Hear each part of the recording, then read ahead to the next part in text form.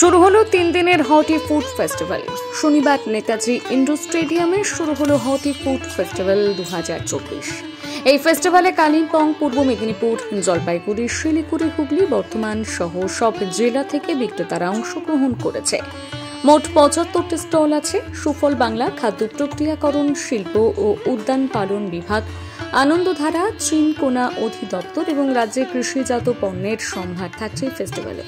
মূলত এই ফেস্টিভ্যালে আসল উদ্দেশ্য উদ্যোগপতি, ব্যবসায়িক গোষ্ঠী, কৃষক, বিভিন্ন শিক্ষা প্রতিষ্ঠান, সরকারি বিভাগ সহ স্টক হোল্ডারদের এক ছাতার তলায় আনা এবং কৃষকদের কাজে প্রযুক্তিতে পৌঁছে দেওয়া এবং প্রক্রিয়াজাত খাদ্যের রপ্তানি বাড়ানো। 3 দিন ধরে চলবে এই হটি ফুড ফেস্টিভ্যাল। ক্যামেরায় প্রশান্ত দাসের সাথে রিপোর্টিং শুভজ্যোতি রায়, বিগ নিউজ, কলকাতা।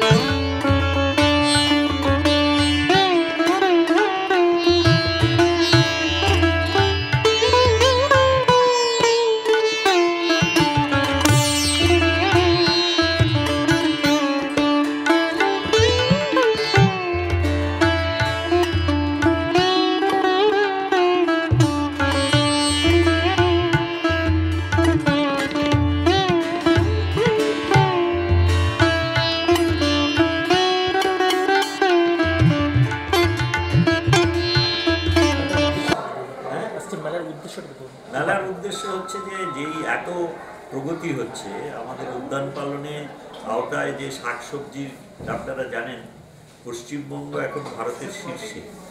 তো এই যে উন্নতি সাধন হয়েছে তাতে যেমন একদিকে উৎপাদনের হার বাড়ানো হয়েছে, আর একদিকে উৎপাদিত ফসলের গুণগত মান বাড়ানোর চেষ্টা চলছে।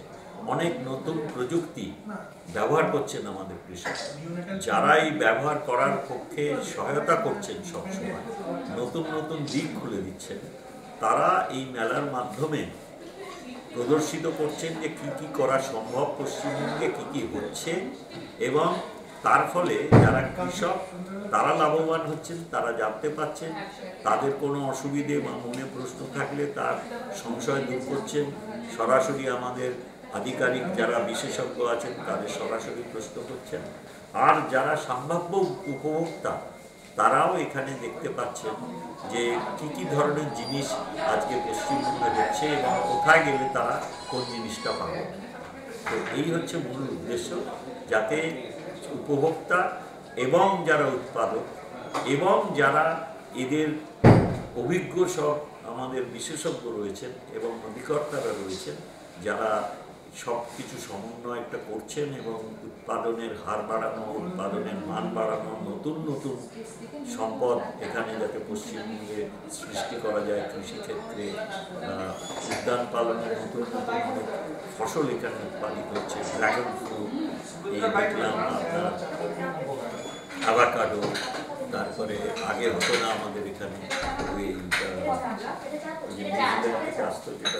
কিউই ফল, এইসব নতুন নতুন অনেক ফসল হচ্ছে।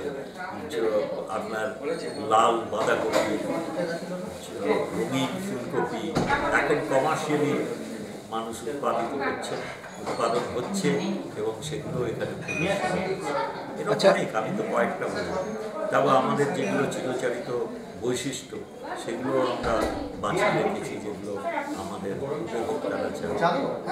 এই মেলায় মানুষ এলে কি ক্রয় করতে পারবে?